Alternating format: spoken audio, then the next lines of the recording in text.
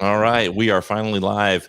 Good evening, everybody. My name is Todd Scholl. I'm the lead learner at the SCEA Center for Educator Wellness and Learning. Welcome to the premiere episode of CEWL Beans, a podcast for induction teachers. And with me are our co-hosts, Angelica McDonald and Dr. Marcella Weinsnyder. Let's take a moment and just introduce yourselves to the world. We'll start with Angelica. Hi guys, my name is Angelica McDonald. I am a teacher in the Florence County. So I'm a high school English teacher and it will be my 4th year teaching. So it's surprising that I've made it through 4 years already. Well, good evening, everyone, and welcome to the debut episode of CEWL Beans. It's our podcast that brews up conversations around all things related to induction teaching. I'm Marcella Weinsnyder, a veteran educator here in South Carolina with decades of experience that run the gamut, and I'm so excited about this podcast. And so one of the things that we're trying to do with CEWL, or the Center for Educator Wellness and Learning, our mission is to improve the inner and outer lives of educators. And, we're very thankful for the support of NEA and the SCEA who fund and support the work that we're doing.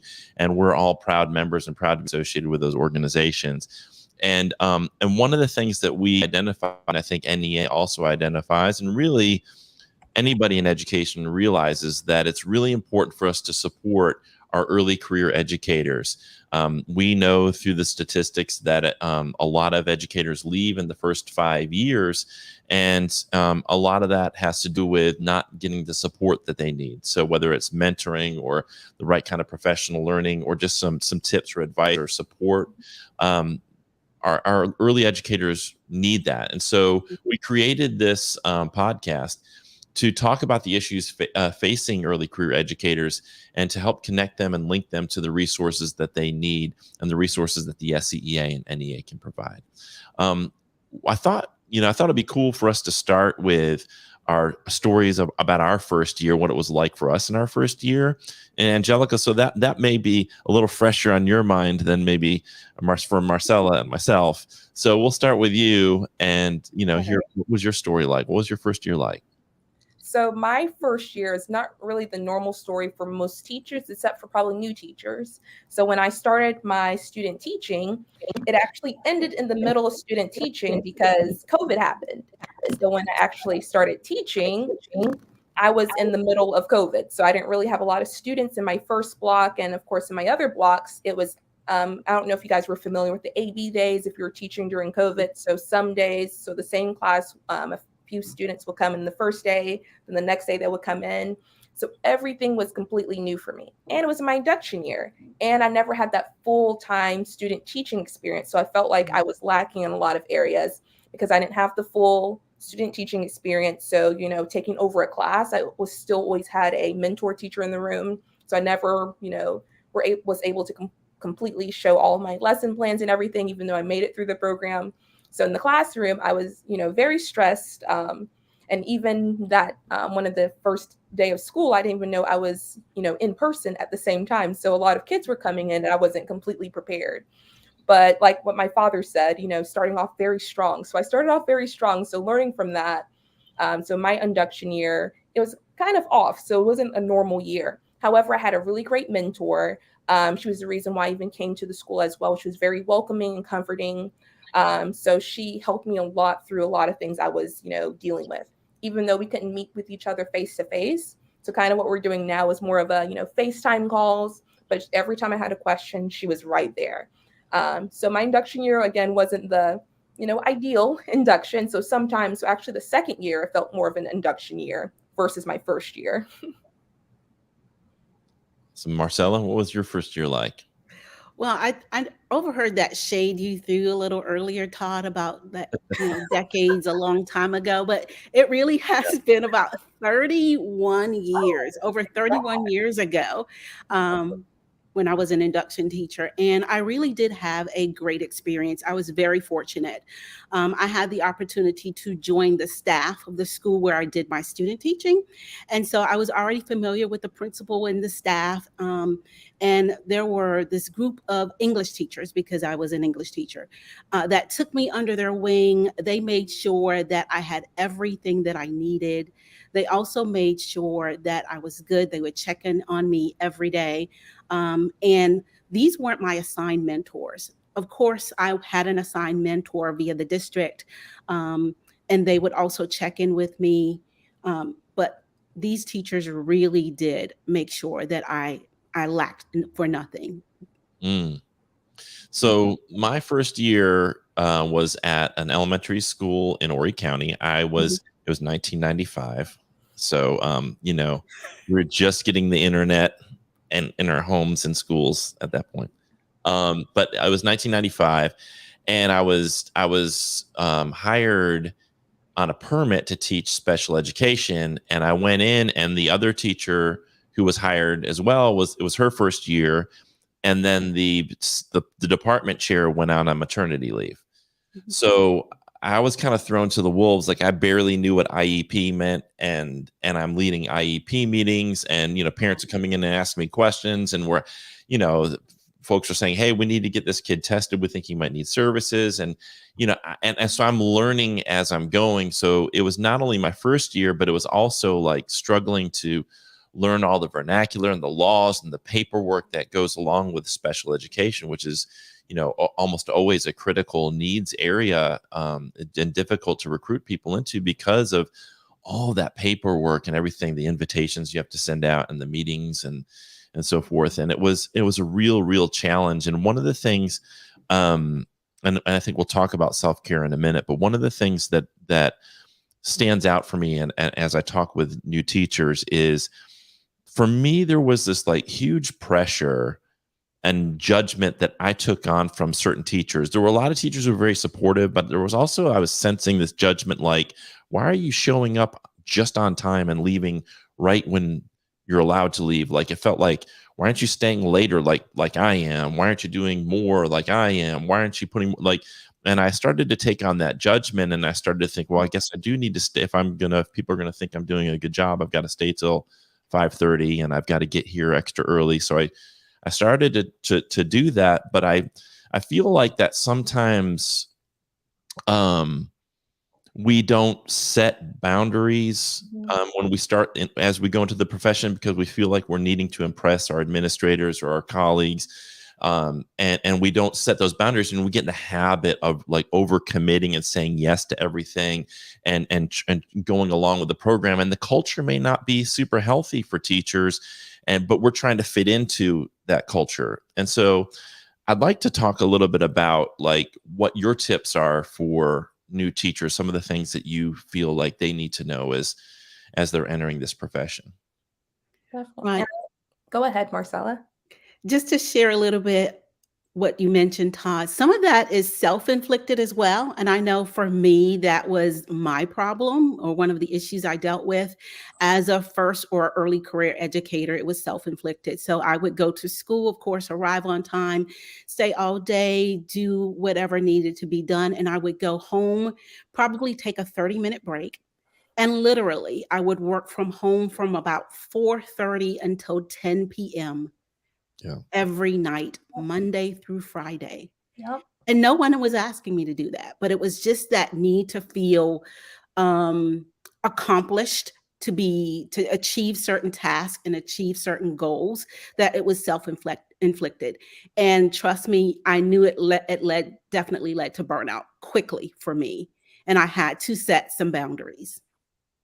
Definitely. I definitely agree with both of you talking about setting those boundaries, because I used to follow like a lot of teachers on YouTube and everything, and they always talk about setting those boundaries. And so it's and I was thinking, I'm going to set those boundaries, but I didn't really realize what I was kind of signing myself to.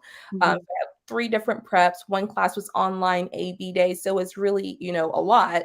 And so I felt like I actually had to take it home because I could never feel like I was caught up. And then also I didn't really have that confidence as a new teacher that I knew what I was talking about, even though I knew my content, because with our program, at USC, they make sure you know your content. So you have your degree, in, English, and then you have the master's program. And then that's when you're kind of learning all the, teacher lingo, I guess, or really knowing how to be a teacher. So I felt like, of course, I knew my content, but I didn't know if I was teaching it well enough. So I was always, relearning. And then I felt like I was always behind. So it wasn't really until my second semester that I was able to set those boundaries. So my mentor gave me good advice. She said, if you can't, finish it at home or at school, you really don't need to take it home. Because I would take, bags of things, for at home, and then I wasn't even looking at it, if that makes sense. So I'll take all these papers home to grade because I'm an English teacher, and I'll go to sleep. So what was the point of me doing that in the first place? But she said, even if I had to take work home, time myself. So maybe 30 minutes. If you have to do it at home, just set your timer for 30 minutes. Or if you have to do it on the weekend, set yourself at maybe a timer for your each prep. So if you have 3 different preps, an hour for each prep, and that's it. If you can't get it done in that hour, it is what it is. And so that was very helpful. It was still a struggle because I felt like kind of what you guys are saying. If you can't get it done, it's almost like you have to do extra work. But if you can't get it done at a certain amount of time, then it is what it is, because you're always going to have work. You're always going to have something that comes up. Yeah. I saw, I don't know if you've seen, there's like a viral video that went around, and there was a gentleman, he was speaking, he was saying that, as teachers, our job, really, if you wanted it to be, you could do it like from 6 a.m. till like 11 at night, and, still look for other things to do, like new materials to make, new creative ways to do things, organizing and doing things in your classroom. But what he said was, he said something like, our teachers get in the habit where the school gets the best of us, and then our families and our friends get the rest of us. And I feel like, we talk about work-life balance, and I heard somebody else say, like, it really shouldn't be balanced. Actually, your life is your priority. Your family, your friends, your wellness should be your priority, and then your work is a secondary priority. And I think what happens is it's just super easy to get in the habit of making your work the priority, and then you don't have much left over when you get home for yourself or for others. Talk about like how some ways that both of you have kind of established those wellness or self-care routines, and what that's meant to you. So I know I'm definitely not perfect in this, because I know yesterday I stayed a little bit later, but what I kind of learned from my mentor, sometimes she said, you rather maybe stay at school a little bit longer versus taking it home. Because once you get in the habit of taking it home, so if I'm grading papers at home, you don't see your house as your home anymore. It's almost like you're working at school, then you're working at home, so you don't really never get a break. And so I learned, if I rather stay maybe an hour after school to get my work done, or if I'm grading, just get it out the way, or at least time myself. So if I can't get it done in that hour, it is what it is. You're always, like you said, you're always going to have something else to do. And when I'm home is home. So don't think about your work, just kind of keep it the way it is. And what I've also learned is doing a to-do list. That has helped me tremendously, seeing what's most important and what's less important. So I know I need to get these grades done. So this is what I know is most important. Me making a poster for my classroom is maybe fun for me, but that's probably not most important, because I noticed my first year I was trying to make things very cute. But really, what's the content? So I've even learned from one other person, if you can just not give not the minimum, but if the minimum is really, making sure they know the content, it may not look pretty, but that's what the kids need, rather than spending all this time making it very flowery or all color coded. But do they have what they really need? So that's kind of helped me. So setting a timer, to-do list, and if I can't get it done at school, don't take it at home if I can. Yeah. And this is so very hard for me, because I'm that perfectionist, square gold person. And so for me, for example, I have to-do lists for my to-do list. And so it gives me great pleasure and pride when I could check something off my to-do list. And so it's very difficult for me to sort of turn things off when it comes to work. But I realize that now I'll probably set a timer, like maybe so many hours or so many minutes after my work day to get some things done. And then I try to shut it off, like turn off notifications, and just relax and take that time. Self-care is very important. And like I like to share, sometimes you get burnt out very quickly if you don't do that otherwise. And so I love the suggestions that Angelica just shared. Yeah. Other things that I thought about was basically when you build relationships, think about all the people that could help you. I know when you're a first year teacher or an early career educator, one thing that we typically focus on is trying to get everything done by ourselves. We do not ask for help. We do not ask for assistance. But please, if you are an early career educator out here right now, please know there are lots of people willing to help you. You do not have to take it on all by yourself. Please, please, please ask for help. And how do you do that? By building relationships first. You build relationships with your colleagues, build relationships with your students and parents. So that's one key factor in self-care. One of the things that I really want all educators to really think about is there's always this idea that, if you take time for yourself, or if you like leave the work there, there's this feeling like, gosh, am I putting my students first? Am I going to meet all their needs? And so there's we have such a passion for our students and for the work that we do that it does become hard to turn it off because it feels like we might be letting our students down. And what I want people to think about is, I used to think about the metaphor of or a marathon race. If you get out there and you just start running and going at it really like it's a 100-meter dash, you're gonna stop. Like, you're not going to be able to maintain that pace. So it's like pacing yourself. Like, certainly put that effort in, put your time in, but you have to you have to make a decision to say, I've done what I can do for the day. I've got to put today to bed, and then really focus on my own care, because it's so easy to put your own physical wellness, your own mental wellness, social and emotional wellness on the back burner and get in the habit of doing that year after year after year. And that's what leads to that burnout. And then really, if you think about it, your students if you quit the profession or if you're burned out, that's what's going to negatively impact your students, you not being there or not being able to show up fully. So that's what I would say to folks who struggle with that, is understand this is a marathon, not a sprint. And I think tying off with that, and I think it's also with comparisons, because I know with me as a new teacher, I would see, teachers on Instagram or TikTok, they have all these amazing classroom and ideas. And I'm thinking, I'm not doing enough. I'm not, as my room doesn't look like theirs, or my activities don't look as engaging. Or if you'll see an older teacher or teacher who's been in the profession longer, they have better ideas or it looks better. And you compare yourself to that I'm not doing enough. But also remember, everything on Instagram and Facebook is not, reality. And my mentor also told me, I have years under my belt. You will get there. So don't feel like you have to have everything perfect. So kind of going off what Marcella was saying, I'm a perfectionist as well, but I had to remind myself, I am a new teacher. I'm learning. And even older teachers will say that they make mistakes, and it's okay to make mistakes. Sorry. So if you make a mistake, don't beat yourself on that. Or if you do take your work home one day and you're like, oh man, I made a mistake doing that or didn't do that well in the classroom, it's okay. And a principal taught me this, or my uncle taught me this, your glows and your grows. So he said at least once a day or every other day, write down one thing that was a glow for your day. So maybe you talked with a new teacher today, or maybe you had a student gave you a compliment. That is your glow. And a grow might be something you need to, improve on. So maybe you didn't teach that lesson the best.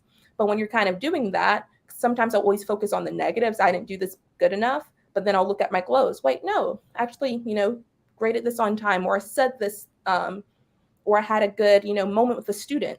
So a lot of new teachers are always focusing on that I'm not good enough, and that's why you may stay home later because you want to be perfect. But it's okay. You are doing good things in the classroom. So focus on at least one glow that you've done that was awesome, and maybe one thing that you need to grow on, because we all need to grow, if that makes sense. Love that. Yeah, I absolutely love that, Angelica. Glows and grows.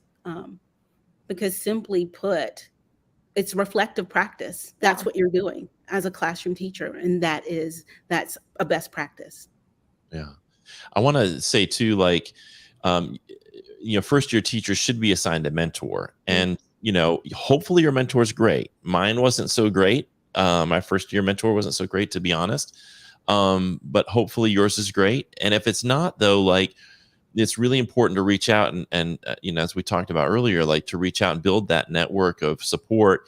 And one of the ways that I invite people who are watching to do that is through the SCEA. One of the best ways that you can find a cadre of support for yourself, professional support, is through the SCEA. When we sometimes feel isolated and alone, or maybe you don't have the best mentor or the best support system in your school, if you join an organization like the SCEA, all of a sudden now you've got a whole statewide and really national network of support, of resources. I know, Marcel, you are building an induction program. Can you tell folks a little bit about what you're building? We're really excited about it. I'm so excited about it. So everyone, I have the coolest gig in town. So as a representative and worker of the SCEA and the NEA, I get the opportunity. Did you hear what I said? I get the opportunity to build programming around induction support. And so we are creating what we're calling the CEWL Induction Institute. This is an institute for early career educators with 0 to 5 years of experience. And what we're doing is we're working with some districts across the state, and we are going to help them and customize their teacher induction program and provide support as needed and requested for others. And so with our Induction Institute, we're going to take that, what I like to call the triadic approach. So that 3-prong approach to that will basically encompass professional development. It also will encompass coaching and an ed community. So with our professional development, we will have practitioner-led professional development sessions, such as wellness sessions and learning sessions. So trauma-informed education, mindfulness, self-care, something that we talked about and is sorely needed. And that will be done via workshops as well as retreats that we will be offering throughout the year. Our learning sessions, like I mentioned, are practitioner-led on a variety of topics that we know new teachers need more information about. There will be a speakers bureau where we have experts in the field, members of the SCEA who will volunteer to serve in that capacity. We will also have peer group support and also a time for our new induction teachers to fellowship together, because we want them to make sure that they come together and that they are heard, that their voice is heard through the SCEA, through their membership in the SCEA, and that they are taught how to advocate on their own behalf. So we want to make sure that they know that they should be at policy tables, that they should be involved in campaigning and making things better for themselves and our profession. So that's the professional development piece. And then we'll have what we call CEWL coaching, which is one-on-one support. So if we have an early career educator out there that needs some support, who has no one else to turn to, they can come to us. So that will be done via office hours weekly, and we'll share additional information about that pretty soon. And then we also have what I love to call our CEWL Ed community. So on our CEWL website, CEWL, CEWL.us. That's our learning experience platform. And on that platform, we will have a variety of resources that our induction teachers can access and utilize. And I'm really, really excited about it. They'll have access to our podcasts, access to micro-credentials, access to a host of other resources that we know would benefit them. So I'm so excited about building this program and building additional programming around the CEWL Induction Institute. And I'm very, very honored to be a part of the SCEA.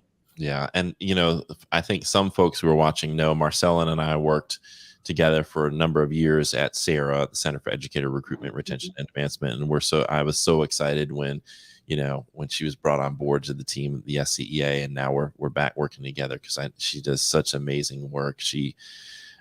You're so brilliant and just like I know this whole induction institute is going to be an amazing program. So Angelica, before, as we're kind of running out of time, I wanted to give you a chance to talk about the other podcast that you do and what that's about, so folks who are watching can maybe check that out as well.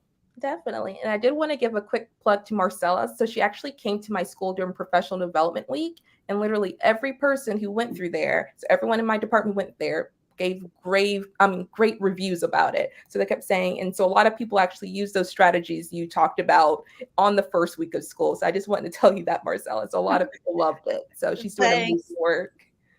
And then talking about the podcast, so me and my cousin, he's also in the program right now, trying to be a teacher. Me and Austin, we have a podcast called Crayons and Pencils. So we took a little hiatus because of summer. So, we have to, have that mental wellness. But now we're starting back again in next month. So bi-weekly, we're going to have a podcast. So it's basically, new teachers. So he's going through the teaching program right now. And I'm currently, going through my 4th year. So kind of giving a new perspective on how it is to be a young educator going through both the program. So he's an elementary educator. And of course, I'm doing high school. So that's why it's called Crayons and Pencils. So he's, the crayons and I'm the pencil. So kind of showing two perspectives from elementary to high school and also being new teachers. So we try to put a fun spin. So you might hear a lot of laughing on that podcast because, again, we're cousins and we know a lot about each other and we're just, having a good time, but also, trying to support teachers and giving that new perspective. So if you want to follow us, Crayons and Pencils on Facebook, Spotify, anywhere you can listen to a podcast, we're on there. Love that. All right. So before I kind of preview some other things we have coming up and kind of go over all of that and kind of close us out, what are we missing? What are some final things you'd like to say? But as we close this, that 30 minutes went by so fast. Yeah, it absolutely did. We are so excited about this podcast, and we hope that early career educators and even veteran educators will tune in and listen. Sometimes we'll make sure that we have guests available to share their expertise as well.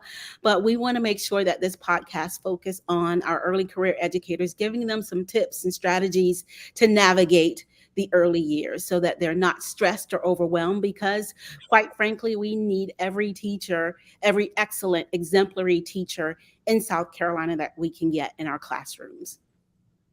Angelica?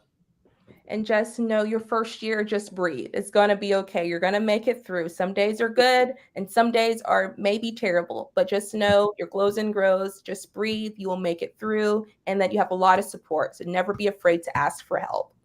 Absolutely. And go ahead. I was about to say, please know that the SCEA has your back. Please reach out to us. We are here to help. Yeah. And one of the ways you can do that, if you're not a member, there's two things you can do. One is at the bottom of the screen, you see a link and it says the scea.org/YRO. That's just our year-round organizing form that you can fill out, and then you can just connect with us. It doesn't obligate you to anything. Or if you're interested, you can go ahead and join the SCEA now. Highly recommend that. You can go to jointhescea.org. Or if you want to text the word join, you can do that to 48744.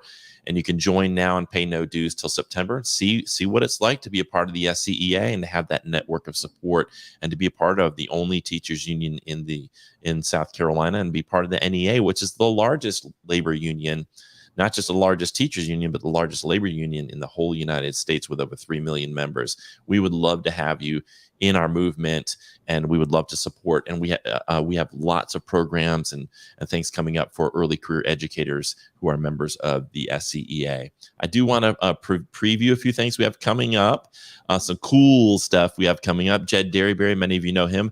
He'll be on the live stream August 29th from 7 to 7:30 talking about the playful classroom. If you have student debt, so I'm sure there are some early career educators who might have some student debt. If you want to learn more about how you could possibly have that relieved, Guy Kendall Freeze is going to be on August 30th from 7 to 7:30. If you have legal questions or want to learn more about member advocacy, Cheryl and Alan, our amazing member advocacy specialist, is going to be on August 31st at 7 o'clock. And then we are going to have a tour of the SCEA website with Heaven Hale and Colleen O'Connell on September 6th at 7. We're going to do a show with Cassie Owens-Moore and Michelle Spires on banned books and the issues facing our librarians. And of course, if you haven't signed up for this, you're going to want to do this. On September 30th, Jed's going to do a full day from 10 to 4 at our headquarters, a full day of amazing and fun, relevant PD. And you can find all this stuff on the CEWL website at CEWL.us. I'll put that up there for you to check out, CEWL.us, CEWL.us. I am so thrilled, Angelica, to have you as part of our C3 collective, our CEWL content creators. And if you haven't checked it out yet, you're going to see over the coming weeks and months content that's created by our members, because the SCEA is member-led. We don't want just my voice out there. It needs to be member-led. And we've got Steve Newsom, who's going to be doing some writing for us. Pete Stone's done some videos. Cassie Owens-Moore's done some videos. And some other members, we have projects in the works. So you're going to see that stuff. And when you see it, if you'll like it, share it, comment, we'd love to amplify those voices and really improve the conversation around public education in South Carolina. So I'm done with all that. Final thoughts before we sign off, Angelica, Marcella. We're looking forward to being in a district or school near you. Again, please reach out to us. We'd love to share what we have going on with the SCEA with you. Definitely. All right. Thanks for tuning in. Thanks to everybody, Emily, Keneal, Angie, Trina, Michelle, Andrea, Pastor May Bailey, everybody who tuned in. Thanks for checking out our first episode of CEWL Beans. We'll see you on the next one. Have a good night. Good night, everyone. Bye, everyone. Thank you.